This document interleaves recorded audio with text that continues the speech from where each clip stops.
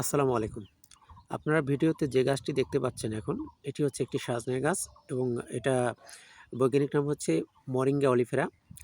আ এর পাতাটা গবেষকরা বলেছেন যে একেবারে নিউট্রিশন সুপার হার্ব যেটা বলা হয়, অলৌকিক পাতা যেটা মিরাকেল ট্রি বলা হয়ে থাকে এবং এটা দ্রুত বর্ধনশীল এবং গ্রীষ্ম প্রধান দেশে খরা সহিষ্ণু গাছ এবং এপ্রিলের মাঝামাঝি পুরো এপ্রিল মাসেই এটা ডাল এবং আ অঙ্গজ প্রযোজনের মাধ্যমে এটা বংশবিস্তার করে থাকে।